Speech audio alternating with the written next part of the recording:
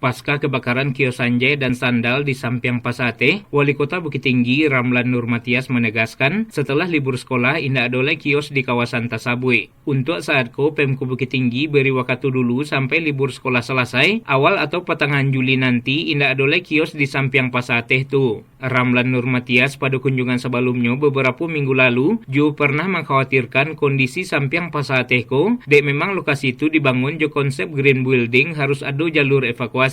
Kebakaran itu terletak di jalur evakuasi, jadi setelah pulang dari Jakarta, Pemko Bukit Tinggi langsung mengadukan rape, tim melakukan kajian, keputusannya seluruh pedagang harus dipindahkan. Terkait lokasi pemindahan, Ramlan Nurmatias menerangkan, pemerintah masih melakukan kajian lanjutan, lokasi tabaya untuk pedagang, sehingga lokasinya nanti nyaman, aman, serta diramaikan dek pengunjung yang datang ke kota Bukit Tinggi. Untuk lokasi tabaya, opsi-opsinya adalah ada, namun dikaji dulu bagaimana lokasinya, lalu lintasnya, bagaimana membawa pengunjung ke lokasi dan aksesnya, halko seluruhnya dikaji, dek Pemko Bukit Tinggi indak mungkin akan mencelakakan warganya. Nah ini keputusan yang saya ambil, kita buka mempersiapkan ya, pedagang terus pindah. Semuanya kita beri kesempatan pedagang sampai libur sekolah. Nanti sambil berjalan saya kaji pindahnya kemana. Nah jelas tentu kita butuh masyarakat membeli oleh-oleh makanan Bukit Tinggi. Jadi Sanjay, kadang-kadang kan butuh masyarakat. Jadi kita butuh itu, butuh daripada bagaimana masyarakat yang datang berkunjung ke Bukit Tinggi ya, supaya bisa beli oleh-oleh. Nah tentu kalau orang belanja ke Bukit Tinggi kita jalan. Nah kita pemerintah perhatikan ini.